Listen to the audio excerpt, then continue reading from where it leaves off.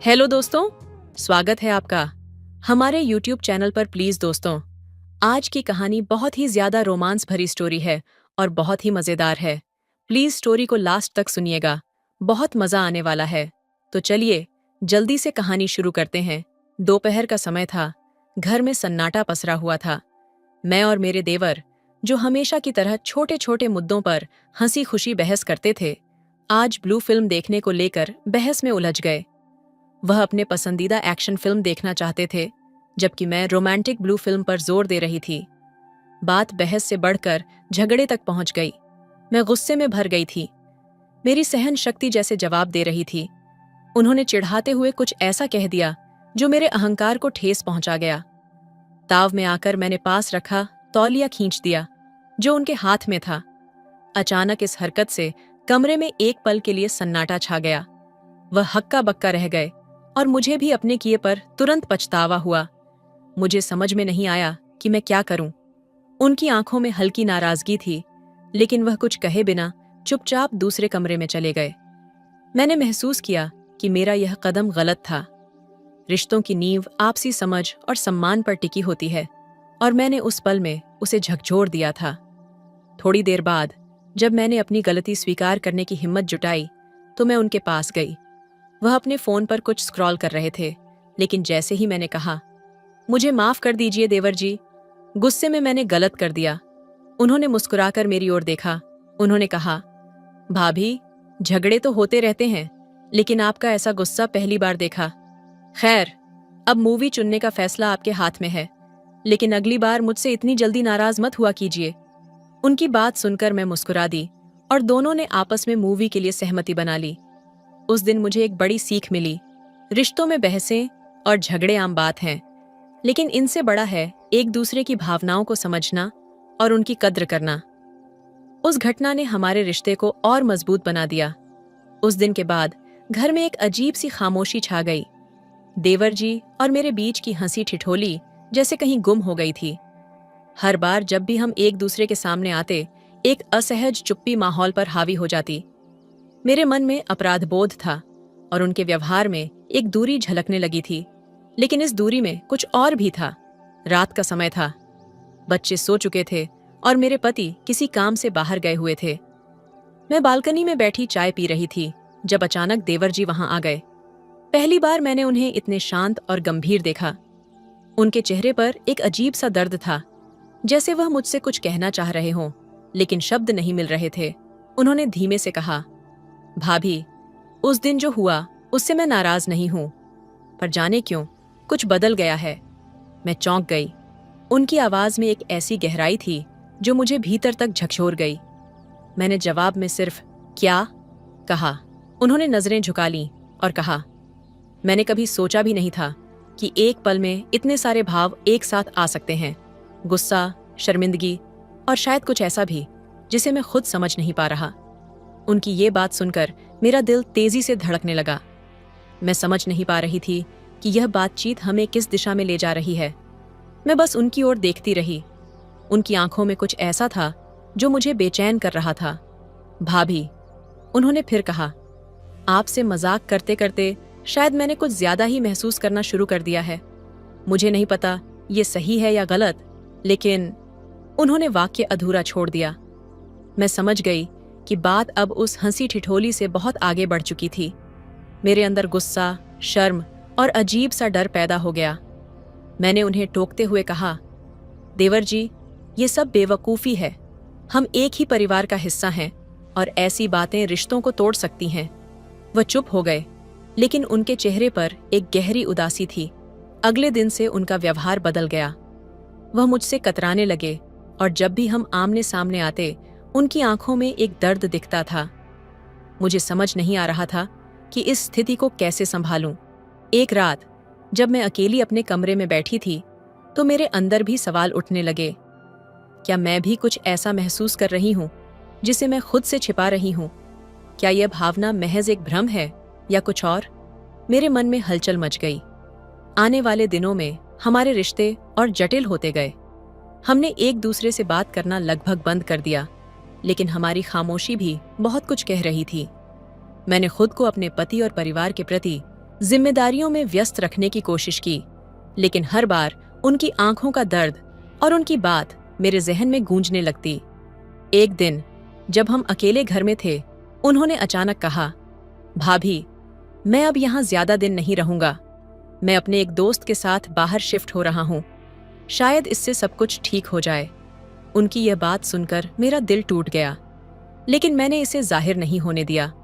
मैंने बस कहा, यह सही होगा। उस रात मैं बहुत देर तक रोती रही। रिश्ते सिर्फ खून के नहीं होते, बल्कि वह भावनाओं से भी जुड़े होते हैं। और यहाँ भावनाओं का एक ऐसा जाल बन गया था जिसे न तो हम समझ पा रहे थे और न ही सुलझा पा रहे थे। कुछ हफ्तों बाद देवर जी ने घर छोड़ दिया। घर में एक खालीपन आ गया। सब कुछ सामान्य लग रहा था, लेकिन मेरा दिल जानता था कि कुछ हमेशा के लिए बदल गया है। मैंने खुद से वादा किया कि जो हुआ उसे मैं अपने रिश्तों की पवित्रता पर हावी नहीं होने दूंगी।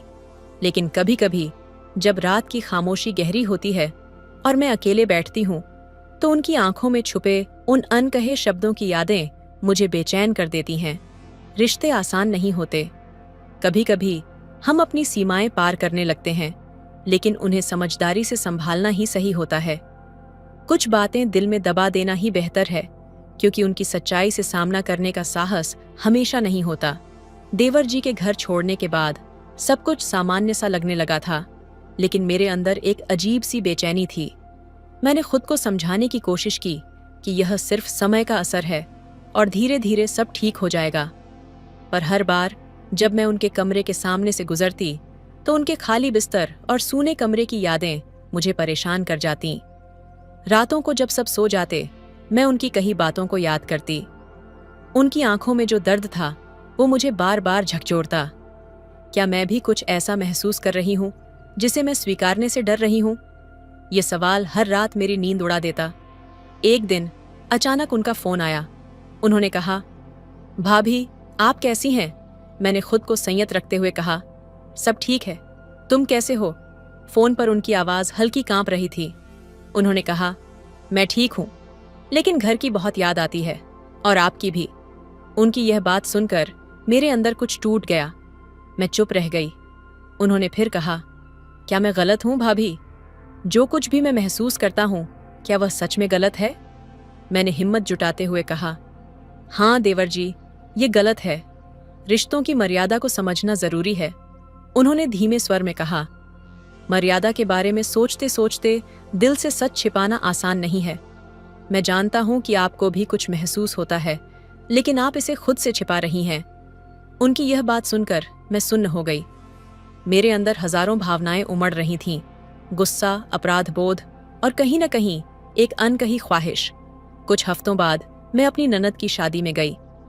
परिवार का हर सदस्य वहां मौजूद था, और उसी बीच देवर जी भी आए। इतने दिनों बाद उन्हें देखकर मेरा दिल तेजी से धड़कने लगा। वह पहले से ज्यादा गंभीर और आत्मविश्वासी लग रहे थे, लेकिन उनकी आंखों में वही पुरानी तड़प छुपी हुई थी। शादी की हलचल के बीच एक रात जब मैं बालकनी में अकेली खड़ी थी, तो वह अचानक वहां आ गए। भाभी, आपसे एक बार और बात करनी थी, उन्होंने कहा। मैंने खुद को शांत रखते हुए कहा, क्या बात है? उन्होंने मेरी ओर देखते हुए कहा, आप मुझसे क्यों भाग रही हैं? आप यह क्यों नहीं मान लेती कि हमारे बीच जो कुछ है वह सिर्फ एक भ्रम नहीं है? उनकी यह बात सुनकर मैं असमंजस में पड़ गई। मैं जानती थी कि यह बात गलत दिशा में जा रही है, लेकिन मेरे अंदर कहीं न कहीं एक ऐसा कोना था जो उनकी बात को सच मानने के लिए तैयार था। देवर जी, रिश्ते केवल भावनाओं पर नहीं टिकते। हमें समाज, परिवार और मर्यादाओं का भी ध्यान रखना पड़ता है, मैंने कहा। उन्होंने धीरे से कहा, क्या आप अपने दिल की सच्चाई से हमेशा भागती रहेंगी भाभी? न कि आंखों में देखना मुश्किल हो गया। मैं वहां से चली गई, लेकिन उस रात मेरी आंखों से आंसू बहते रहे।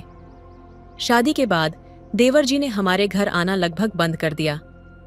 मैंने सोचा था कि वक्त के साथ यह सब भुला दिया जाएगा, लेकिन ऐसा नहीं हुआ। वह मेरे सपनों में आने लगे और उनकी बातें मेरे दिल में गूंजती रहीं। एक दिन जब मैं अपने पति के साथ बाजार में थी, तो अचानक देवर जी दिखाई दिए। उनके साथ एक लड़की थी। वह खुश दिख रहे थे और मैंने पहली बार उनके चेहरे पर वह दर्द गायब देखा। ये कौन है? मैंने उनसे पूछा। उन्होंने मुस्कुराकर कहा, ये मेरी मंगेतर है, अगले महीने हमारी शादी है। उनकी बात सुनकर मेरे पैरों के नीचे से जैसे जमीन खिसक गई। मैंने खुद को संभालते हुए उन्हें बधाई दी, लेकिन उनके जाने के बाद मेरे अंदर का खालीपन और बढ़ गया। उस रात मैं अपने कमरे में अकेली बैठी रो रही थी। मैंने महसूस किया कि मैंने जो कुछ भी खो दिया वह कभी वापस नहीं आएगा। मेरे अंदर की क्षमकश ने मुझे एक ऐसे मुकाम पर ला खड़ा किया था जहां न मैं पीछे जा सकती थी और न आगे। देवर जी की शादी के बाद सब कुछ फिर से सामान्य लगने लगा। उन्होंने मुझसे कभी कोई बात नहीं की और मैंने भी खुद को उनके बिना जीना सिखा लिया। लेकिन कभी कभी जब मैं अकेली होती हूँ तो उनकी आंखों की वह तड़प और उनके अनकहे शब्द मुझे याद आते हैं। शायद यह वही अधूरा इश्क था जो अपनी जगह कभी नहीं पा सका। कुछ कहानियां कभी पूरी नहीं होती, वे हमारी जिंदगी का हिस्सा बनकर हमें हमेशा याद दिलाती हैं कि कुछ रिश्तों को दिल में दफन कर देना ही बेहतर होता है। ये कहानी इस बात का प्रतीक है कि जिंदगी में हर भावना का सामना करना जरूरी है, लेकिन हर भावना को सही दिशा देना हमारी जिम्मेदारी है। रिश्तों की जटिलता अक्सर हमें ऐसे मोड़ पर ला खड़ा करती है जहां दिल और दिमाग की लड़ाई कभी खत्म नहीं होती। उनको ही ख्वाहिश है।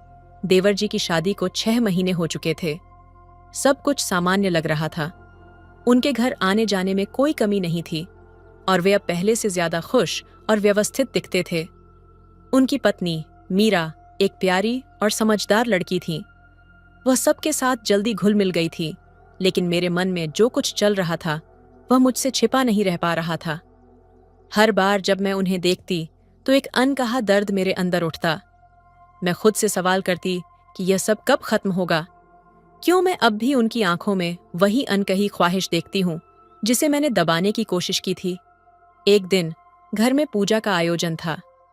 पूरा परिवार मौजूद था। मैंने खुद को व्यस्त रखा ताकि किसी भी तरह से उनके करीब जाने से बच सकूं, लेकिन नियति जैसे कुछ और ही चाहती थी। शाम को पूजा के बाद मैं रसोई में अकेली बर्तन धो रही थी। तभी अचानक पीछे से एक आवाज आई, भाभी, क्या आपकी मदद कर सकता हूं? मैंने पलट कर देखा। देवर जी थे। उनका चेहरा शांत था, लेकिन उनकी आंखें वहीं पुरानी बातें कह रही थीं। मैंने थोड़ा सख्त लहजे में कहा, यहां सब ठीक है, आप बाहर जाइए। उन्होंने धीमे से कहा, इतना सख्त क्यों हो गई हैं भाभी? क्या मेरे जाने से भी आप खुद को ठीक नहीं कर पाईं? उनकी यह बात सुनकर मेरी सांस रुक गई। मैंने उनकी ओर देखा और पहली बार मेरी आंखों में आंसू आ गए। आपको यह सब कहने की कोई जरूरत नहीं है। अब आप शादीशुदा हैं। यह सब खत्म हो चुका है, मैंने लगभग फुसफुसाते हुए कहा। उन्होंने कदम आगे बढ़ाते हुए कहा, खत्म हो चुका है? सच में भाभी? तो फिर क्यों आपकी आंखें हर बार मुझे देखकर वही सवाल पूछती हैं जो मेरा दिल पूछता है? मैंने उनकी ओर गुस्से में देखा, लेकिन मेरे अंदर की बेचैनी मुझे रोक रही थी। उस रात जब सब सो चुके थे, मैं बालकनी में बैठी हुई थी। ठंडी हवा चल रही थी और मैं खुद को संभालने की कोशिश कर रही थी।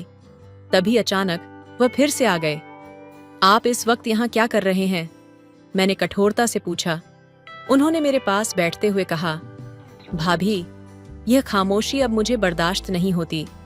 मैंने शादी कर ली ताकि यह सब खत्म हो जाए, लेकिन सच कहूं, मीरा को देखकर भी हर बार आपके चेहरे की याद आती है। मैं खुद से लड़ रहा हूं, लेकिन आपसे दूर नहीं जा पा रहा। उनकी यह बात सुनकर मेरा दिल धड़कने लगा। मैंने गुस्से और आंसुओं के बीच कहा, आप यह सब क्यों कर रहे हैं? क्या आपको एहसास नहीं कि यह सब कितना गलत है? मीरा आपकी पत्नी है और मैं आपकी भाभी हूं। यह रिश्ता कोई जगह नहीं रखता। उन्होंने धीरे से मेरा हाथ पकड़ लिया। मैंने कोशिश की भाभी, बहुत कोशिश की, लेकिन हर बार मैं वहीं लौट आता हूं, आपके पास। मुझे नहीं पता कि यह सही है या गलत, लेकिन मैं सिर्फ इतना जानता हूं कि यह मेरी सच्चाई है और शायद आपकी भी। उनका यह स्पर्श मेरे अंदर तूफान खड़ा कर गया। मैं चाहकर भी अपने हाथ पीछे नहीं खींच सकी। उस पल में मेरे सारे तर्क, मेरी सारी मर्यादाएं धुंधली पड़ने लगीं। उस रात के बाद सब कुछ और मुश्किल हो गया। हम दोनों एक दूसरे से कतराने की कोशिश करते, लेकिन जब भी आमने सामने आते तो हमारे बीच की खामोशी हजारों शब्दों से ज्यादा बोल जाती। एक दिन मीरा ने मुझसे कहा, भाभी, मुझे लगता है कि कुछ दिनों से देवर जी थोड़ा परेशान रहते हैं। क्या आप जानते हैं कि बात क्या है? उनकी यह बात सुनकर मेरा दिल कांप गया। मैंने उन्हें दिलासा देते हुए कहा, नहीं मीरा, शायद काम का तनाव होगा, आप उनसे बात कीजिए। उस रात मैं खुद को कोसती रही। मैंने खुद से कहा, यह सब बंद होना चाहिए। मैं अपने परिवार, अपने रिश्तों को इस जहर से बर्बाद नहीं होने दूंगी। कुछ दिनों बाद मैंने हिम्मत जुटाकर उनसे बात करने का फैसला किया। जब मैं उन्हें अकेले में मिली तो मैंने कहा, यह सब खत्म करना होगा। आप अपनी पत्नी और अपने जीवन पर ध्यान दीजिए। हमारे बीच जो कुछ भी है वह सिर्फ एक गलत फहमी है। इसे यहीं रोक देना ही सही है। उन्होंने उदासी भरी आंखों से मेरी ओर देखा और कहा, आप जो चाहती हैं मैं वही करूंगा भाभी, लेकिन यह जान लीजिए मैं कभी भी इस सच्चाई को नहीं भुला पाऊंगा। उस दिन के बाद उन्होंने मुझसे दूरी बना ली। वे मीरा के साथ खुश दिखने की कोशिश करते, लेकिन मैं जानती थी कि उनके दिल में अब भी वही ख्वाहिश छुपी हुई थी। कभी कभी जब मैं अकेले बैठी होती हूँ तो उनकी आंखों की वह तड़प और उनके अनकहे शब्द मुझे याद आते हैं। मैं जानती हूँ कि यह सब गलत था, लेकिन दिल की ख्वाहिशों को दबाना हमेशा आसान नहीं होता। उनकी शादीशुदा जिंदगी चलती रही और मैं अपने रिश्तों की मर्यादा निभाने में जुटी रही, लेकिन हमारे बीच का यह अधूरा इश्क, यह अनकही दास्तां हमेशा के लिए हमारे दिलों में एक जख्म बनकर रह गई। ये कहानी एक सच्चाई को उजागर करती है कि हर ख्वाहिश पूरी नहीं होती और हर रिश्ते को सही दिशा देना हमारी जिम्मेदारी है। लेकिन कुछ रिश्ते ऐसे होते हैं जो अधूरे रहते हुए भी हमारे दिलों पर अपनी गहरी छाप छोड़ जाते हैं। तो दोस्तों, आपको यह कहानी कैसी लगी कमेंट करके जरूर बताइए। हेलो दोस्तों, स्वागत है आपका हमारे YouTube चैनल पर। दोस्तों, यदि मेरे चैनल पर नहीं होंगे तो प्लीज मेरे चैनल को सब्सक्राइब कर लीजिएगा। तो चलिए जल्दी से कहानी सुनाते हैं। मैं 22 साल की एक खूबसूरत जवान लड़की थी। मैं जब कॉलेज के लिए रोज की तरह बस पकड़ती थी। वो दिन भी ऐसा ही था। सूरज की हल्की किरणें, हल्की ठंडी हवा और बस की खचाखच भीड़। अंदर घुसने के बाद बड़ी मुश्किल से एक सीट मिली। तभी एक लड़का मेरे पास आकर बैठ गया। उसकी उम्र भी मेरी जितनी ही लग रही थी। शर्मीली मुस्कान, गहरी आंखें। कुछ ही देर में उसने मुझे हल्के से धक्का देना शुरू किया, शायद भीड़ का बहाना लेकर। पहले तो अनजान बनने की कोशिश की, लेकिन उसके बार बार मुझे छूने से बेचैनी होने लगी। पर उसकी नजरें, उनमें कुछ ऐसा था जो मुझे खींच रहा था। उसकी आंखों में एक अलग सी गहराई थी, जैसे वो मुझसे कुछ कहना चाहता हो। मैं चाहकर भी उसकी तरफ देखे बिना नहीं रह सकी। उसको देख देख कर मेरे अंदर बहुत ही ज्यादा गुदगुदी उत्पन्न होने लगती थी। आखिर क्या करती, मैं भी तो एक लड़की थी। लेकिन खचाखच भरी बस में मैं खुद को बहुत ही ज्यादा कंट्रोल करती थी, क्योंकि वह लड़का था ही इतना सुंदर और जवान हसीन, जिसे देखने के बाद कोई भी लड़की खुद को रोक नहीं पाती और उसके प्यार में पागल हो जाती। लेकिन चलते चलते बस में हम दोनों ने वह सब कुछ सोचने लगे। दोनों के मन में एक दूसरे के बारे में वह करने की इच्छा हो रही थी। जैसे ही हमारी नजरें मिलीं, दिल तेजी से धड़कने लगा।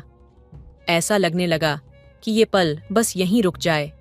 वो कुछ कहना चाह रहा था, पर उसके शब्द बस उसकी आंखों में छिपे थे।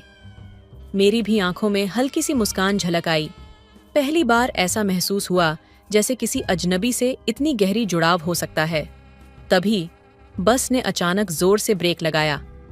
मैं अपना संतुलन खो बैठी और गिरने ही वाली थी कि उसने मुझे कसकर पकड़ लिया और ऐसी जगह पकड़ा कि मैं नारियल पानी निकलने लगी। उसकी पकड़ में एक अजीब सी सुरक्षा थी। मुझे लगा जैसे वो सिर्फ मेरे लिए ही वहां था। लेकिन तभी बस के बाकी यात्री जोर जोर से बातें करने लगे। मैं अपनी सीट पर लौट आई और देखा कि उसकी नजरें अब भी मुझ पर थीं। मैं कुछ बोलने की हिम्मत जुटा रही थी, तभी उसने धीरे से कहा, आप ठीक हैं? उसकी आवाज में सच्चाई और गहराई थी। मैंने हल्के से सिर हिलाया, लेकिन उससे कुछ पूछने से पहले ही बस रुक गई। वो लड़का उठा और उतरने की तैयारी करने लगा। मेरे दिल ने उसे रोकने के लिए पुकारा, पर शब्द होंठों तक नहीं आ पाए। मैंने बस उसे जाते हुए देखा। वो दिन बीत गया, लेकिन उसके बाद हर दिन बस में उसकी तलाश करती रही। वो फिर कभी नहीं मिला। आज भी जब उस दिन को याद करती हूँ, दिल में एक सवाल गूंजता है, क्या होता अगर मैंने उसे रोक लिया होता? क्या हमारी कहानी कभी अधूरी नहीं रहती? उस दिन के बाद हर सुबह बस में उसकी तलाश करना मेरी आदत बन गई थी। हर चेहरा देखकर लगता शायद वही हो, पर वो लड़का फिर कभी नहीं दिखा। उसका चेहरा, उसकी गहरी आंखें और उसकी मुस्कान, सब मेरे जहन में ऐसे बस गए थे जैसे वो मेरे जीवन का हिस्सा हो। कई हफ्ते गुजर गए, लेकिन एक दिन कुछ ऐसा हुआ जिसने मेरे दिल को झकझोर दिया। कॉलेज से लौटते समय वही लड़का अचानक मेरी बस में चढ़ा। उसे देखकर दिल तेजी से धड़कने लगा। वह भी मुझे देखकर थोड़ा चौंक गया, लेकिन उसकी आंखों में एक चमक थी। उसने झिझकते हुए मेरी बगल वाली सीट पर बैठते हुए पूछा, आपने मुझे याद किया? उसकी बात सुनकर मैं थोड़ी शर्माई, पर सच ये था कि मैं हर पल उसी को सोचती थी। मैंने सिर झुका लिया। उसने मुस्कुराते हुए कहा, मैंने सोचा था कि फिर मिलेंगे या नहीं, लेकिन शायद किस्मत ने हमें मिलाने का फैसला कर लिया है। हमारी बातों का सिलसिला शुरू हुआ। उसकी हर बात में एक अलग सी मिठास थी। वो अपना नाम बताता, लेकिन मेरी दिलचस्पी उसकी बातों में इतनी थी कि मैंने नाम पर ध्यान ही नहीं दिया। जब भीड़ कम हुई, उसने धीरे से मेरे हाथ पर हाथ रखा। उसकी छुअन से मेरे रोंगटे खड़े हो गए। ऐसा लगा जैसे यह सब किसी फिल्म का हिस्सा हो, लेकिन तभी बस के अचानक रुकने से माहौल बदल गया। बस के बाहर सड़क पर लोगों की भीड़ जमा थी। वह लड़का घबराहट में बाहर देखने लगा। मैंने भी खिड़की से झांका। वहां खून से लथपथ एक आदमी पड़ा था और पुलिस आसपास खड़ी थी। लड़के का चेहरा एकदम सफेद पड़ गया। उसने मेरे हाथ को कसकर पकड़ते हुए कहा, मुझे जाना होगा। अगर तुमसे मुलाकात होती रही तो शायद तुम्हें मेरी सच्चाई पता चल जाएगी, और मैं नहीं चाहता कि तुम मुझसे नफरत करो। मैं कुछ कहती, उससे पहले ही वो बस से उतरकर भीड़ में गायब हो गया। उस रात मैं सो नहीं पाई। उसके चेहरे की बेचैनी, उसकी बातों की गूंज मुझे परेशान कर रही थी। अगले दिन मैंने उसके बारे में पता लगाने की कोशिश की। कॉलेज के पास की दुकानों और बस स्टॉप पर लोगों से पूछा, और फिर जो सच सामने आया उसने मेरे पैरों तले जमीन खिसका दी। वो लड़का एक ऐसा इंसान था जो एक गिरोह का हिस्सा था। चोरी, झगड़े और मारपीट में उसका नाम आता था। जिस दिन वो मुझसे पहली बार मिला था, उस दिन भी वो पुलिस से भाग रहा था। मेरी दुनिया जैसे टूट गई। लेकिन हैरानी की बात यह थी कि जितना मैं उससे दूर जाने की कोशिश करती, उसका ख्याल उतना ही मेरे दिल में गहराई तक बसता जा रहा था। वो मुझसे अलग था, खतरनाक, लेकिन फिर भी सच्चा। मुझे यकीन था कि उसके पास एक ऐसा दिल है जो शायद सिर्फ मेरे लिए धड़कता था। कुछ दिनों बाद एक रात मेरे घर की खिड़की पर हल्की आहट हुई। मैंने पर्दा हटाकर देखा तो वही लड़का था।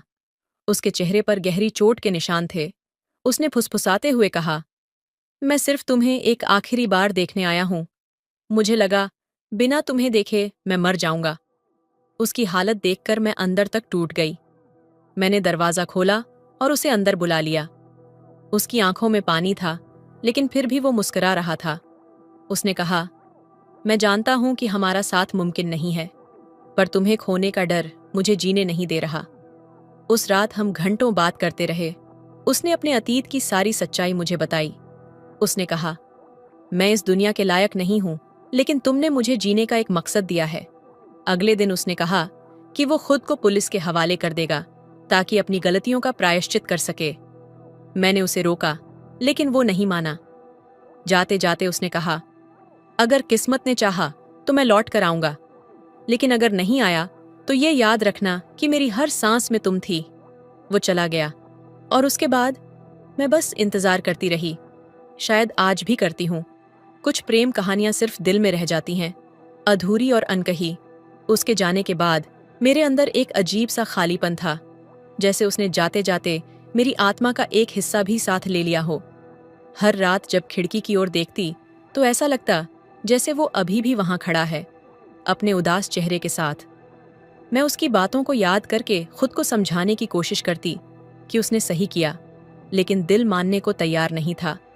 वक्त बीत रहा था, मगर उसके बिना हर दिन भारी लगता। मैंने खुद को समझाया कि शायद ये हमारी कहानी का अंत है, लेकिन कहीं न कहीं एक उम्मीद जिंदा थी। फिर एक रात दरवाजे पर दस्तक हुई। मेरा दिल जोर से धड़कने लगा। क्या ये वही है? मैंने दरवाजा खोला तो सामने पुलिस वाला खड़ा था। उसके हाथ में एक चिट्ठी थी। उस चिट्ठी को पढ़ते ही मेरी आंखों से आंसू बह निकले। उसने लिखा था, तुम्हें आखिरी बार देखने के बाद मैंने हर गुनाह कबूल कर लिया, लेकिन सच मानो मेरा सबसे बड़ा गुनाह ये था कि मैंने तुम्हारे जैसे इंसान को अपने अंधेरे में खींचा। अब मैं खुद को माफ नहीं कर सकता। सजा मिलेगी, लेकिन उससे बड़ा दंड ये है कि मैं तुम्हें खो चुका हूं। अगर जिंदगी ने मौका दिया तो शायद हम फिर मिलेंगे, और अगर नहीं तो ये जान लो कि मेरे आखिरी शब्द सिर्फ तुम्हारा नाम होंगे। उसके बाद मैं अंदर से टूट चुकी थी। मुझे यकीन हो चला था कि हम कभी नहीं मिल पाएंगे। कुछ महीने बीते और फिर एक खबर आई, उसने जेल में ही अपनी जान दे दी। उसकी मौत का कारण किसी को नहीं पता था, लेकिन मैं जानती थी ये उसका प्रायश्चित था। अब जब भी उसकी याद आती है, मैं खिड़की पर खड़ी हो जाती हूँ। हवा के झोंके से ऐसा लगता है जैसे वो मेरे पास है। उसकी आवाज़, उसकी मुस्कान, सब कुछ अब भी मेरे साथ है। उसकी मौत की खबर के बाद मेरे भीतर कुछ टूट कर बिखर गया। ये ऐसा खालीपन था जिसे कोई शब्द, कोई आंसू भर नहीं सकता था। मैंने कई रातें जागकर बिताईं, उसकी चिट्ठी को बार बार पढ़ते हुए। हर शब्द ऐसा लगता था जैसे उसकी आवाज़ कानों में गूंज रही हो, लेकिन जितना मैं उसे याद करती उतनी ही गहराई में डूबती चली जाती। ये सोच सोच कर कि क्या मैं उसे रोक सकती थी? क्या अगर मैंने उसे पुलिस के हवाले जाने से रोका होता तो वो आज जिंदा होता? वो अंधेरा जो उसके जाने के बाद मेरी जिंदगी में छा गया था, अब मेरी आत्मा में घर करने लगा था। एक रात जब मैं खिड़की के पास बैठी थी, मुझे ऐसा लगा जैसे उसकी परछाई सामने खड़ी हो। हवा से पर्दे सरसराए और मैंने उसकी गहरी आवाज़ सुनी, मैं वापस नहीं आ सकता, लेकिन तुम्हें ये जिंदगी यूं बर्बाद नहीं करनी चाहिए। मैंने चौंक कर इधर उधर देखा, लेकिन कोई नहीं था। ये सिर्फ मेरी कल्पना थी या शायद मेरा पागलपन। मगर उस रात के बाद उसके ख्यालों ने मुझे चैन से सोने भी नहीं दिया। उसकी मुस्कान, उसकी दर्द भरी आंखें, सब कुछ मेरे दिमाग में लगातार गूंजता रहा। धीरे धीरे मैं एक जुनून में बदलने लगी। मैं उसके अतीत के बारे में और जानने के लिए सब कुछ करने को तैयार थी। वो कौन था? किन हालात ने उसे इस रास्ते पर धकेला? मैंने उसकी गली, उसके पुराने दोस्तों, यहाँ तक कि पुलिस स्टेशन तक जाकर उसके बारे में जानने की कोशिश की। जो बातें सामने आईं, वो मुझे और गहरे अंधेरे में ले गईं। उसने जो भी किया था वो अपने परिवार को बचाने के लिए किया था। एक निर्दोष इंसान जिसे हालात ने गुनहगार बना दिया। और सबसे बड़ी सच्चाई, वो अपनी आखिरी सांस तक मुझे ही बचाने की कोशिश करता रहा। एक दिन जब मैं उसकी पुरानी चीज़ों को देख रही थी तो मुझे एक और चिट्ठी मिली। वो अधूरी थी, शायद उसने जेल में लिखने की कोशिश की थी। उसमें लिखा था, मैंने तुम्हारे लिए अपने अंदर की हर लड़ाई लड़ी, लेकिन अब मुझे लगता है कि इस अंधेरे से बाहर आने का कोई रास्ता नहीं है। तुम मेरी आखिरी रोशनी थीं और शायद इस दुनिया की भी। अगर कभी ये दर्द तुम पर भारी पड़े तो याद रखना, तुम्हारे पास जीने की वजह है।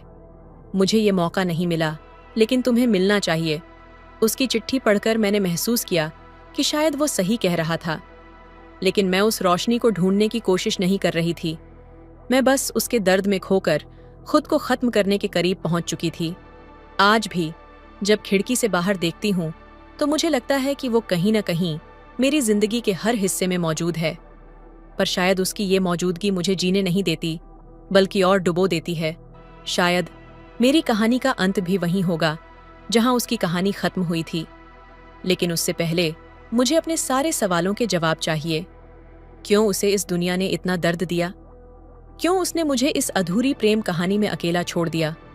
और सबसे बड़ा सवाल, क्या अगर एक दिन मैं भी उसकी तरह उसकी यादों के साथ अंधेरे में खो जाऊं, तो क्या वो मुझे फिर से देखने आएगा?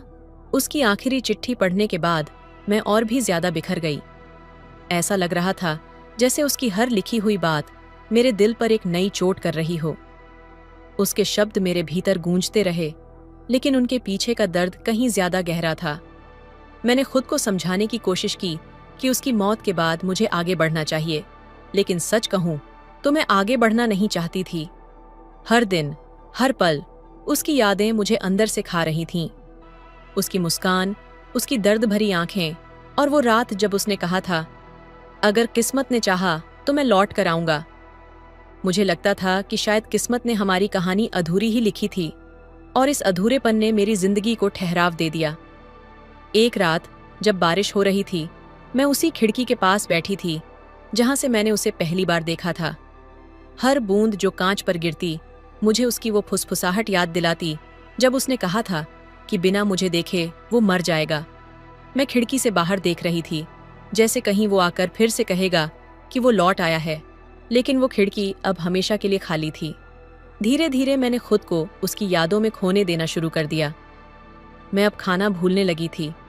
कमरे की दीवारों पर उसकी पुरानी चिट्ठियां चिपका दी, उसकी आवाज सुनने के लिए घंटों पुरानी रिकॉर्डिंग्स चलाती रहती। मैंने खुद को दुनिया से काट लिया। दोस्त, परिवार, सब मुझसे दूर हो गए, और सच कहूं तो मैंने उन्हें दूर कर दिया।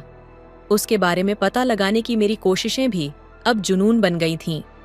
एक दिन मुझे उसकी पुरानी डायरी मिली जो उसने जेल में लिखी थी। उसमें उसकी हर तकलीफ, हर पछतावा और हर भावना लिखी हुई थी।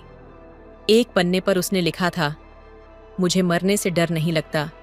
डर सिर्फ इस बात का है कि मेरी मौत के बाद वो टूट जाएगी, लेकिन अगर उसे टूटने से बचाने के लिए मुझे जाना पड़े तो मैं ये दर्द सह लूंगा। उसके ये शब्द पढ़कर मैं भीतर से और भी ज्यादा टूट गई। उसने मेरी खातिर अपनी जिंदगी का त्याग कर दिया था, और मैं अब भी उसे भूल नहीं पा रही थी। एक रात जब मैं उसकी डायरी पढ़ रही थी, अचानक मुझे लगा कि वो मेरे सामने खड़ा है। उसकी आंखें वहीं थीं, गहरी, दर्द से भरी, लेकिन उसकी मुस्कान गायब थी। उसने धीरे से कहा, मैंने तुम्हें जीने के लिए छोड़ा था, मरने के लिए नहीं। उसका ह्वाइंग मेरी आंखों के सामने से गायब हो गया, लेकिन उसकी आवाज अभी भी मेरे कानों में गूंज रही थी। मैं रात भर जागती रही, उस पल को फिर से जीने की कोशिश करती रही, लेकिन जैसे जैसे दिन बीतते गए मैं खुद को और ज्यादा खोने लगी। उसकी यादें अब मेरे लिए दवा नहीं, जहर बन चुकी थीं। हर रात मुझे ऐसा लगता जैसे वो मुझे बुला रहा है, अंधेरे में, अपने पास। मैं चाहती थी कि सब कुछ खत्म हो जाए ताकि मैं उससे फिर मिल सकूं। एक रात मैंने फैसला किया कि मैं उस तक पहुंचने की कोशिश करूंगी। मैंने वही खिड़की खोली जहां से हमारी कहानी शुरू हुई थी। बारिश हो रही थी और ठंडी हवा मेरे चेहरे पर लग रही थी। मैंने आसमान की ओर देखा और फुसफुसाई, अगर तुम सच में कहीं हो तो मुझे अपने पास बुला लो, मैं अब और नहीं जी सकती। अचानक मुझे ऐसा लगा जैसे किसी ने मेरा हाथ पकड़ लिया हो। मैंने पलट कर देखा, लेकिन वहां कोई नहीं था। उसकी खुशबू हवा में तैर रही थी। शायद यह उसका संकेत था कि मेरी कहानी खत्म होने का वक्त आ गया है, या शायद ये मेरा पागलपन था। लेकिन उस रात मैंने तय कर लिया कि मैं उसकी यादों के साथ इस जिंदगी को और नहीं जीऊंगी। उसके बिना जीना मरने से भी बड़ा सजा थी, और अब मैं इस सजा को और नहीं झेल सकती थी। कहानी का सार और उसका प्रभाव। यह कहानी एक ऐसी प्रेम गाथा है जो अपने आप में अधूरी होते हुए भी दिल के सबसे गहरे कोने में बसे दर्द, संवेदनशीलता और त्याग की पराकाष्ठा को दर्शाती है। यह एक लड़की और लड़के की प्रेम कहानी है, जहां प्यार उनकी जिंदगी का सबसे खूबसूरत और सबसे बड़ा दर्द बन जाता है। कहानी में प्रेम, समर्पण और पछतावे का एक ऐसा अद्भुत मिश्रण है जो पाठकों को गहराई से छूता है। लड़के का अपनी गलतियों को स्वीकार करना, प्रेमिका के लिए अपनी जिंदगी का त्याग करना, और लड़की का उस प्रेम में इतना डूब जाना कि वह अपनी ही जिंदगी से दूर हो जाती है। ये सब कुछ प्रेम की उस गहराई को दर्शाता है जो कभी कभी इंसान को तोड़कर भी संपूर्ण बना देती है। ये कहानी सिखाती है कि सच्चा प्रेम कभी कभी त्याग मांगता है। लड़के ने अपने गुनाहों का प्रायश्चित करते हुए प्रेमिका को बचाने के लिए खुद को कुर्बान कर दिया। यह दिखाता है कि सच्चा प्रेम केवल पाने का नाम नहीं, बल्कि देना और दूसरों की भलाई के लिए त्याग करने का साहस भी है। कुछ प्रेम कहानियां कभी पूरी नहीं होती, लेकिन उनकी अधूरापन ही उनकी खूबसूरती है। ये कहानी इस बात को साबित करती है कि प्रेम केवल साथ रहने में नहीं, बल्कि उस एहसास में है जो किसी को हमेशा के लिए हमारी यादों में जीवित रखता है। ये कहानी दिखाती है कि कभी कभी किसी के चले जाने के बाद उसकी यादें जिंदगी के लिए बोझ बन सकती हैं। लड़की का अपने प्रेमी की यादों में इस कदर खो जाना कि वह अपनी ही जिंदगी को नकार देती है, यह सिखाता है कि प्यार को याद रखना जरूरी है, लेकिन अपनी जिंदगी के मूल्य को भूलना नहीं। लड़के के दिल में अपने गुनाहों का पछतावा और लड़की के दिल में उसे न रोक पाने का दर्द, दोनों यह सिखाते हैं कि अगर समय रहते हम कुछ कर सकते हैं तो हमें वह करना चाहिए। देर से लिया गया पछतावा इंसान को भीतर तक तोड़ सकता है। कहानी का नकारात्मक पक्ष यह है कि दोनों पात्र अपने अपने संघर्षों में इस कदर उलझे रहते हैं कि उनकी जिंदगी अंधेरे में डूब जाती है। लड़का अपने अपराधों से भागता है जबकि लड़की उसकी यादों में खो जाती है। यह मानसिक स्वास्थ्य की एक महत्वपूर्ण झलक देता है। प्रेम की यह कहानी अधूरी है, लेकिन इसकी अधूरी गहराई ही इसे भावनात्मक रूप से इतना शक्तिशाली बनाती है। कभी कभी प्रेम का अंत सुखद नहीं होता, लेकिन वह अपने पीछे ऐसे एहसास छोड़ जाता है जो जिंदगी भर साथ रहते हैं। इस कहानी में प्रेम का अंत मृत्यु से होता है। लड़के की मौत और लड़की की खुद को खत्म करने की इच्छा यह दर्शाती है कि गहरा प्रेम कभी कभी इंसान को आत्मविनाश की ओर ले जा सकता है। ये कहानी उन लोगों को गहराई से छूती है जिन्होंने किसी को खोया है या अपने जीवन में कभी गहरा प्यार किया है। ये प्यार की उस निस्वार्थता को दिखाती है जो अपने आप में सबसे सुंदर और सबसे दर्दनाक होती है। कहानी यह संदेश देती है कि प्रेम कभी खत्म नहीं होता, वह हमें किसी न किसी रूप में हमेशा के लिए बदल देता है। लेकिन यह भी जरूरी है कि हम अतीत के दर्द को अपने वर्तमान पर हावी न होने दें। प्रेम को याद करना और उससे सीखना जरूरी है, लेकिन अपनी जिंदगी को जीना उससे भी ज्यादा जरूरी है। तो दोस्तों, आपको यह कहानी कैसी लगी कमेंट करके जरूर बताएं। मिलते अगली कहानी में, तब तक अपना ख्याल रखिए। धन्यवाद। मैं छोटी उम्र में ही बहुत जवान और खूबसूरत दिखती थी।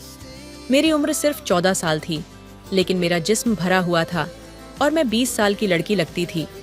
मैं सब बहनों से छोटी थी, लेकिन अपनी जिस्म की वजह से मैं उनसे बड़ी और खूबसूरत लगती थी। इतनी छोटी उम्र में मैं 40 नंबर पहनती थी। मैं जब भी बाहर जाती तो हर कोई मेरी तरफ देखता। मैं जिस गाड़ी में स्कूल जाती वह ड्राइवर भी मेरे ऊपर नजरें जमाए रखता। स्कूल में टीचर मेरे सर पर जानबूझकर आकर खड़ा हो जाता था। मुझे यह सब कुछ बहुत अजीब लगता था। एक दिन मैं बाजार कपड़े खरीदने गई तो मैं एक बहुत बड़ी शॉप पर दाखिल हुई। मुझे एक जोड़ा पसंद आ गया। मैंने दुकानदार से कहा कि मैं यह पहनकर चेक करना चाहती हूँ। दुकानदार मेरी तरफ देखकर फौरन मान गया। कहने लगा, मैं भी आपसे यही कहने वाला था कि आप यह पहनकर चेक कर लें।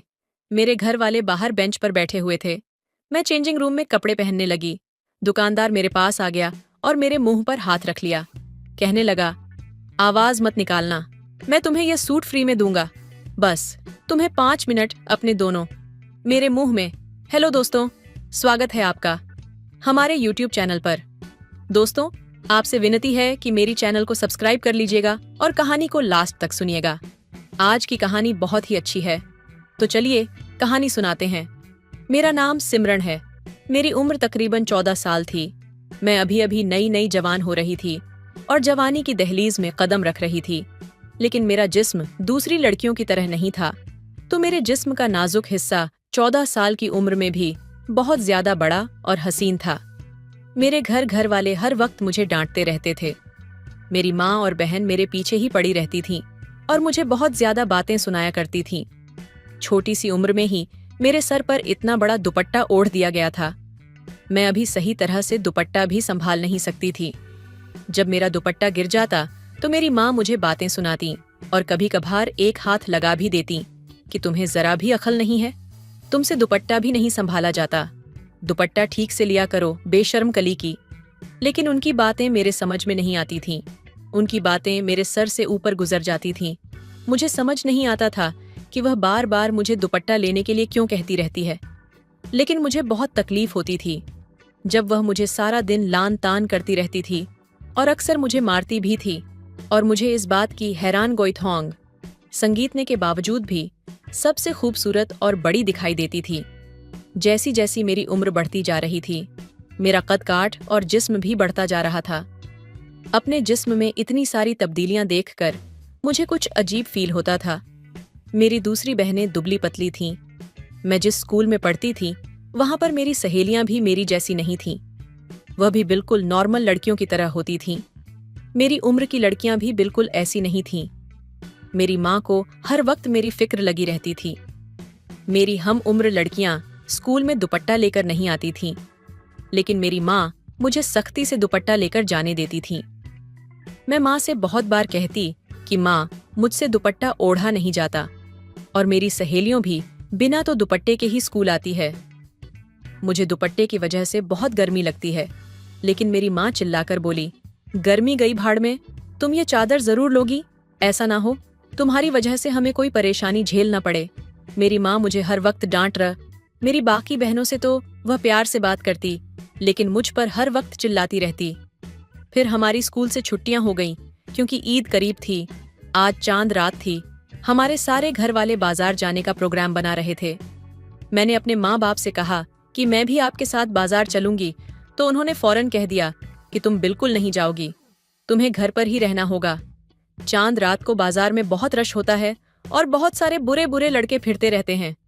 तो मैंने माँ से कहा, मेरा उन लड़कों से क्या लेना देना, मैं उनके लिए थोड़ी जा रही हूँ।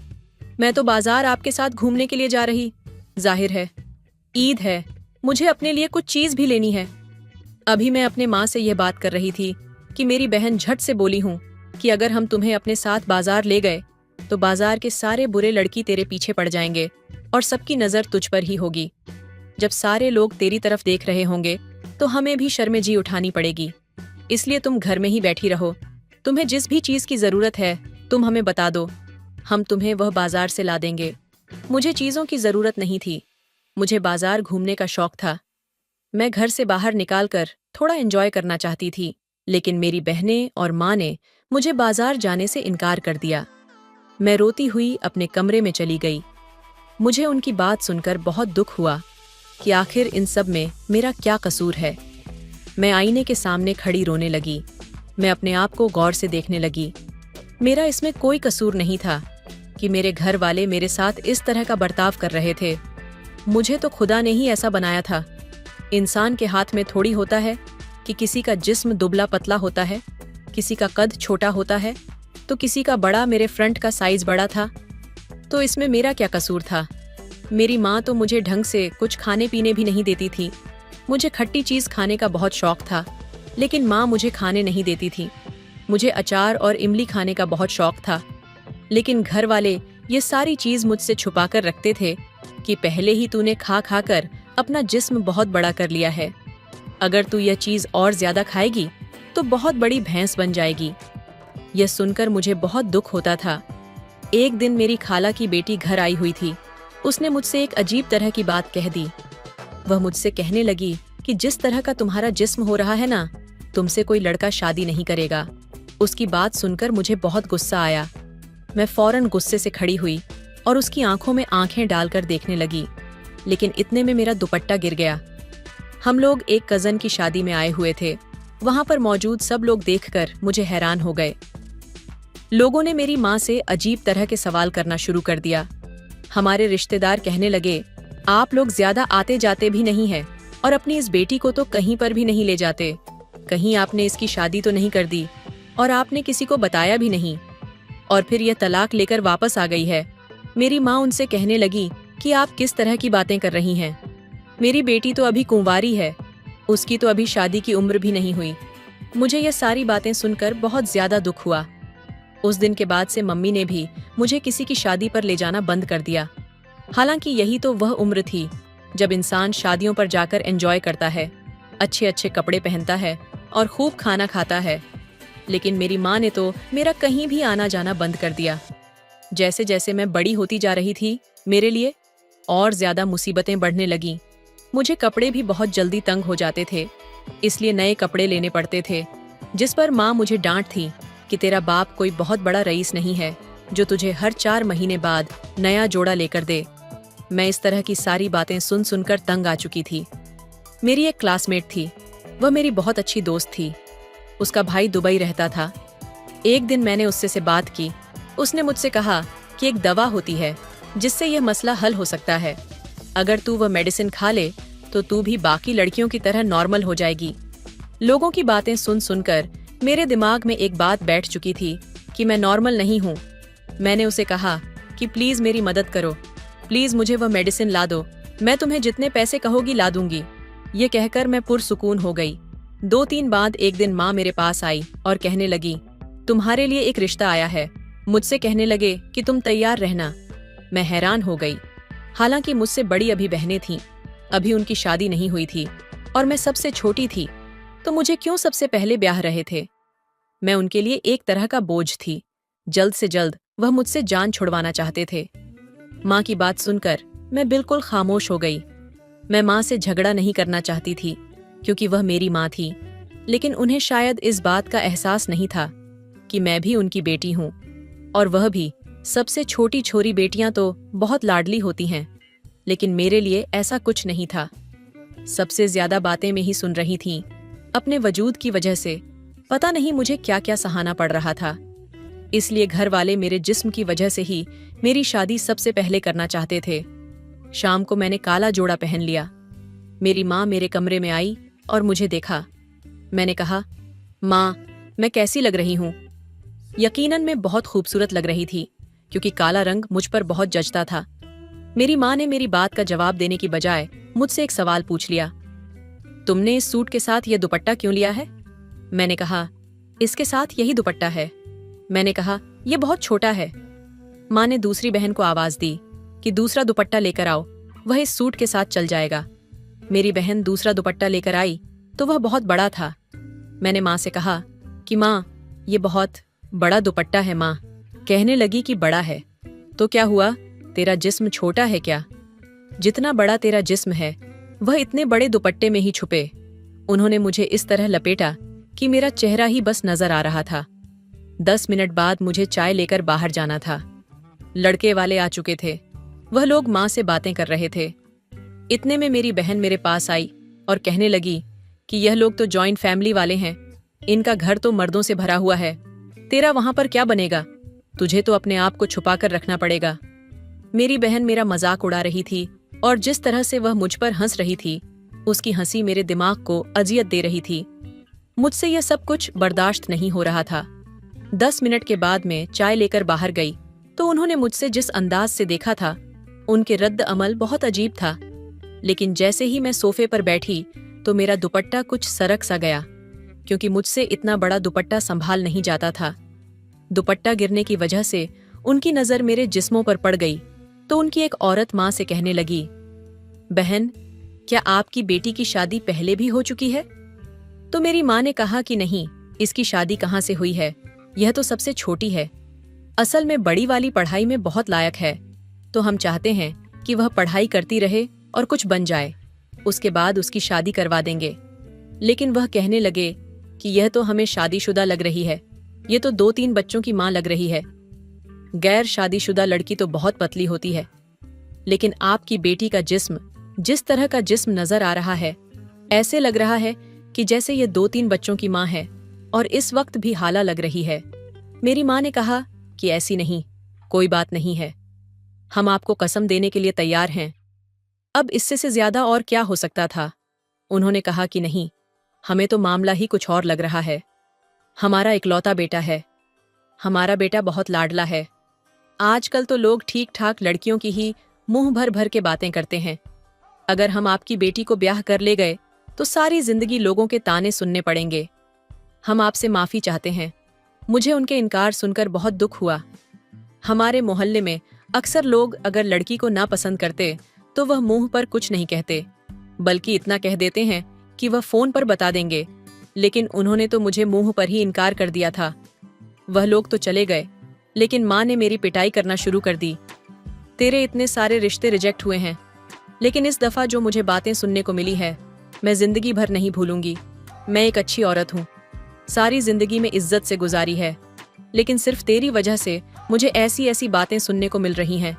मैंने ऐसी बातें कभी नहीं सुनी थी। मुझे माँ की बातों पर बहुत दुख हुआ। मैंने 2 दिन तक खाना नहीं खाया, लेकिन किसी ने मुझसे यह तक नहीं पूछा। फिर आखिर मेरी दोस्त मुझसे मिलने आई। उसने चोरी चोरी मुझे वह मेडिसिन पकड़ा दी। उसने कहा कि तुम्हारी मेडिसिन आ गई है। मैंने कहा कि मुझे अब इसकी जरूरत नहीं है। वह लोग मुझे नापसंद कर गए हैं, उन्होंने शादी से इनकार कर दिया है। जिस पर मेरी दोस्त कहने लगी, अरे पागल, वह आखिरी लोग थोड़ी है, क्या दुनिया में लड़के खत्म हो गए हैं? तुम्हारे लिए और भी रिश्ते आ जाएंगे, तुम ये गोलियां खाकर स्मार्ट हो जाओ। इसके बाद मेरी दोस्त चली गई। मैंने जज्बात में आकर वह गोलियां खा लीं। मैंने कुछ दिन से खाना भी नहीं खाया था, जब मैं बाहर निकली तो मेरी तबीयत खराब हो गई और मैं बेहोश हो गई। खैर, मेरी तबीयत खराब होने के बाद मेरे घर वालों को कुछ मुझ पर रहम आया। मैंने सोचा कि मेरे घर वाले मुझे मेरे कमरे में लेकर आए हैं, शायद उन्हें मुझ पर रहम आ गया होगा। लेकिन जैसे ही मेरी माँ कमरे में दाखिल हुई, उन्होंने मेरे मुंह पर थप्पड़ मारा। मुझे उनसे इस रवैया की अपेक्षा नहीं थी। मेरे अवसान खत्म हो गए। फिर वह मुझसे कहने लगी, बेशर्म लड़की, तुझे शर्म नहीं आई? तू किस तरह की मेडिसिन मंगवा रही है? ये किस तरह की मेडिसिन है जो तू खा रही है और इसी तेरा ये हाल हुआ है? इसका मतलब तेरे इरादे कुछ और है। तू जानबूझकर अपना आप सबको दिखा रही है, तो सबको बताना चाहती है कि तू बहुत मोटी ताजी है, तेरा जिस्मानी हुस्न बहुत बड़ा है, तुझे शर्म नहीं आती।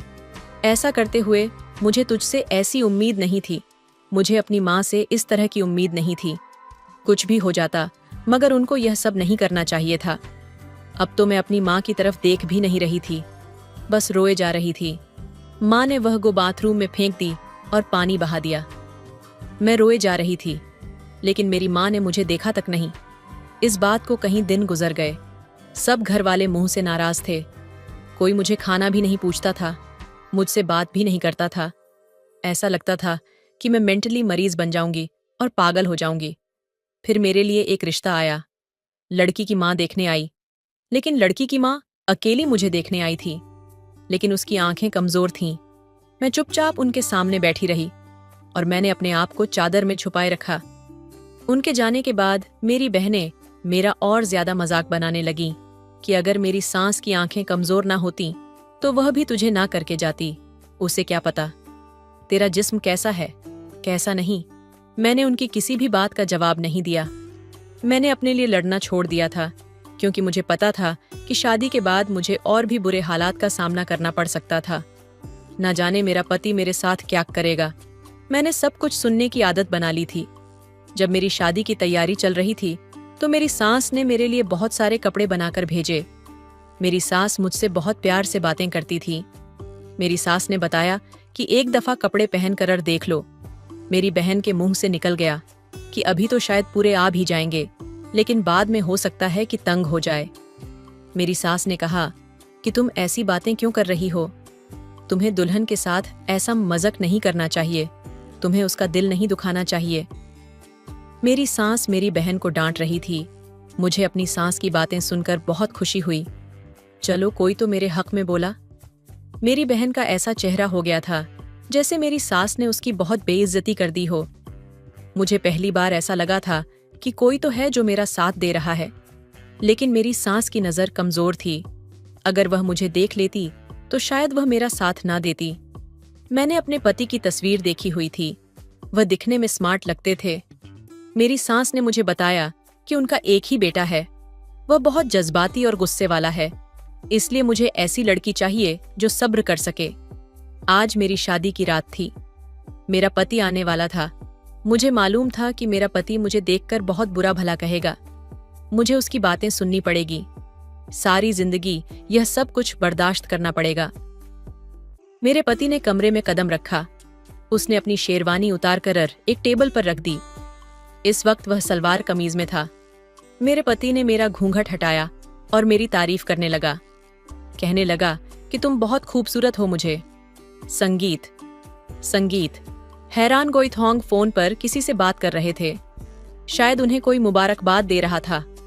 मेरे पति उसको जवाब दे रहे थे कि खुदा ने मुझ पर बहुत कर्म किया है, मुझे एक बहुत अच्छी साथी मिला है, मैं उससे बहुत खुश हूँ। मुझे लगता है कि मेरी जिंदगी अब बहुत अच्छी गुजरेगी। मुझे हमेशा से ऐसी बीवी का साथ चाहिए था जो इतनी खूबसूरत हो और इतनी समझदार भी। पति की बातें सुनकर मैं हैरान रह गई कि क्या मैं वाकई उन्हें इतनी पसंद आई हूँ और वह ऐसी बीवी चाहते थे। शादी के कुछ दिन बाद हमारे घर वालों ने हमारे लिए डिनर रखा।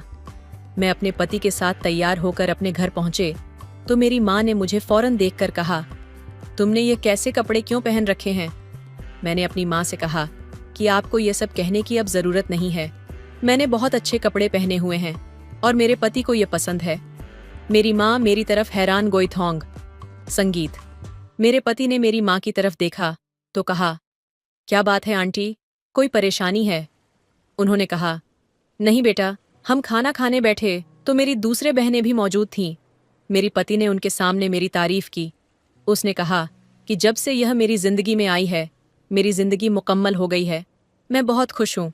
मेरी बीवी मेरा बहुत ख्याल रखती है। हम दोनों ने एक ही प्लेट में खाना खाया। फिर वह मुझे बाहर घूमने ले गए। उन्हें मुझे कोई बड़ी चादर ओढ़ने का भी नहीं कहा। उनके पास एक बड़ी कार थी।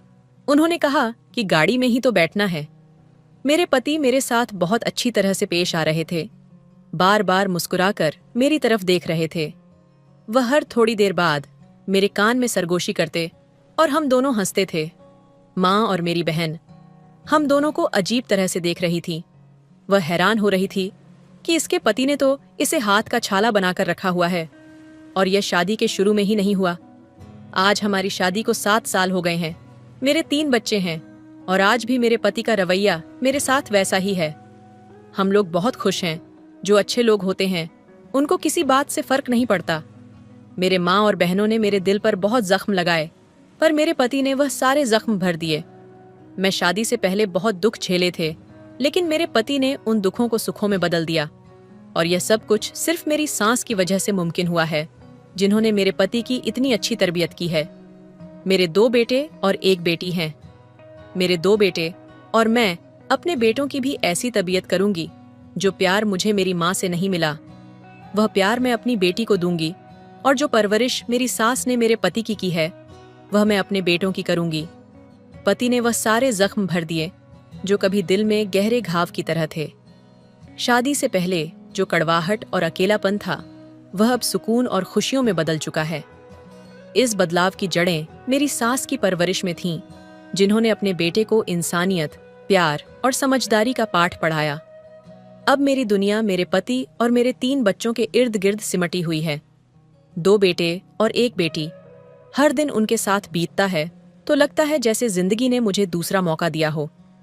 मैं अपने बच्चों को उस तरह की परवरिश देना चाहती हूँ जो सिर्फ बाहरी सफलता पर नहीं, बल्कि इंसानियत, सम्मान और प्रेम पर आधारित हो। जहाँ मैं एक और अपनी बेटी को वो सारा प्यार दूंगी जिसकी कमी मैंने अपने बचपन में महसूस की थी, वहीं अपने बेटों को ऐसे इंसान के रूप में तैयार करूंगी जो हर रिश्ते में संतुलन और गरिमा बनाए रखें। मैं चाहती हूँ कि मेरे बेटे भी अपने भविष्य की जिंदगी में अपनी अपनी पत्नियों को वही आदर और प्यार दें जैसा उनके पिता ने मुझे दिया है। हर रात जब मैं अपने बच्चों को सोते हुए देखती हूँ तो मेरी आंखों में एक चमक आ जाती है। ऐसा लगता है जैसे उनके सपने मेरी आंखों में बस गए हों। मैं चाहती हूँ कि वे अपने जीवन में हर मुश्किल का सामना उसी हौसले और धैर्य से करें जैसा मैंने किया। एक दिन मेरी बेटी मेरे पास आई और पूछा, माँ, आप इतनी मजबूत कैसे बन गईं? मैं मुस्कुराई और कहा, बेटी, जब जिंदगी तुम्हें तोड़ने की कोशिश करे तो समझ लो कि वो तुम्हें फिर से नए सांचे में ढालने की तैयारी कर रही है। बस खुद पर और अपने अपनों पर विश्वास रखना। अब मेरा हर दिन मेरे बच्चों को वो सिखाने में बीतता है जो मैंने अपने जीवन के उतार चढ़ाव से सीखा है।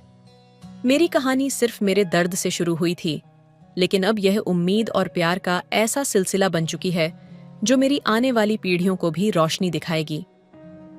रात का सन्नाटा घर में गहराई से फैला हुआ था। कमरे में धीमी रोशनी थी और मैं अपने बच्चों के सोने के बाद शांत पल का आनंद ले रही थी। चाय का कप मेरे हाथ में था और मेरी आंखें खिड़की से बाहर आसमान में टिमटिमाते तारों पर टिकी थीं। उन तारों को देखकर मुझे अपनी पुरानी जिंदगी के वो दिन याद आने लगे जब हर सपना अधूरा लगता था। मैंने बहुत छोटे सपने देखे थे जो उस वक्त की मुश्किलों में कहीं खो गए थे। माँ का प्यार मेरे लिए कभी वो जगह नहीं भर पाया जिसकी मुझे जरूरत थी। मेरे पिता भी दुनिया से बहुत पहले चले गए थे और मैं हमेशा खुद को अधूरा महसूस करती रही। लेकिन जब मेरी शादी हुई और मैंने अपने पति को जाना तो लगा कि ईश्वर ने मेरी प्रार्थना सुन ली थी। उन्होंने न केवल मेरी जिंदगी को संवारा, बल्कि मेरे आत्मविश्वास को भी एक नई ऊंचाई दी। मेरे पति ने मेरे भीतर छुपी हर ताकत को पहचाना और उसे संवारने में मेरी मदद की। उनकी यही बातें मुझे मेरे बच्चों की परवरिश में गहराई तक प्रेरित करती हैं। एक दिन मेरे छोटे बेटे अय्यान ने मुझसे पूछा, माँ, आप हमेशा कहती हैं कि हम अच्छे इंसान बने, लेकिन अच्छा इंसान बनना इतना ज़रूरी क्यों है? मैंने उसके नन्हे चेहरे को देखा और कहा, बेटा, इस दुनिया में हर किसी के पास बहुत कुछ हो सकता है, शक्तियाँ, दौलत और शोहरत। लेकिन अगर इंसान के पास दयालुता और प्यार न हो तो वह सब बेकार है। अच्छा इंसान बनकर ही तुम दूसरों की जिंदगी बदल सकते हो, जैसे तुम्हारे पिता ने मेरी जिंदगी बदली। उस दिन अयान ने मुझे बड़े ध्यान से सुना। मुझे यकीन हुआ कि मेरे बेटे मेरे शब्दों को समझ रहे हैं। मैं चाहती थी कि मेरे बच्चे केवल अपने लिए नहीं बल्कि दूसरों के लिए भी जीना सीखें। मेरी बेटी आरोही भी मेरी चिंता का केंद्र थी। बचपन में जो भावनात्मक खालीपन मैंने झेला था वह मैं उसे कभी नहीं महसूस होने देना चाहती थी। मैं हमेशा कोशिश करती कि वह हर पल मुझसे खुलकर बात कर सके। एक शाम वह मेरे पास आई और कहा, माँ, क्या आप कभी डरती थीं? उसका सवाल मेरे दिल को छू गया। मैंने उसे अपने पास बिठाया और कहा, डर तो हर किसी को लगता है बेटी, लेकिन जब तुम्हारे पास सही लोग और सही कारण हों तो डर को हरा देना आसान हो जाता है। मैंने भी बहुत बार हार मानने की सोची थी, लेकिन तुम्हारे पिता और तुम्हारी दादी ने मुझे हमेशा हिम्मत दी। अब मैं तुम्हें वह सिखाना चाहती हूँ ताकि तुम्हें कभी अकेलापन महसूस न हो। उस रात जब आरोही सोने चली गई तो मैंने खुद से वादा किया, मैं अपने बच्चों को वही नींव दूंगी जो मुझे कभी नहीं मिली। प्यार, सहारा और वह आत्मविश्वास जो उन्हें हर चुनौती से पार पाने की ताकत देगा। साल दर साल मेरी कहानी केवल मेरी नहीं रही, ये मेरी सास, मेरे पति और अब मेरे बच्चों की कहानी बन चुकी थी। मैंने अपने बच्चों के साथ हर दिन जीने का एक नया सबक सीखा। मेरे बेटों के अंदर अपने पिता जैसी समझदारी और विनम्रता देखती हूँ, और मेरी बेटी में वह ताकत जो उसे किसी भी मुश्किल से लड़ने का साहस देगी। लेकिन सबसे बड़ी खुशी मुझे तब होती है जब मेरे बच्चे आपस में प्यार और सहारा बांटते हैं। हर रात जब मैं उन्हें गले लगाकर कहती हूँ, मैं तुमसे बहुत प्यार करती हूँ, तो उनकी आंखों की चमक मुझे यकीन दिलाती है कि मैंने सही रास्ता चुना है। ये कहानी यहीं खत्म नहीं होती। ये हर दिन नई यादें, नए सबक और नए रिश्तों के ताने बाने बुनती रहती है। मेरा सफ़र मुश्किल था, लेकिन मेरी कहानी उम्मीद और प्यार की है जो हमेशा मेरे बच्चों की ज़िंदगी का हिस्सा रहेगी। तो दोस्तों, आपको ये कहानी कैसी लगी कमेंट करके ज़रूर बताएं। मिलते हैं अगली कहानी में, तब तक अपना ख्याल रखिए। धन्यवाद।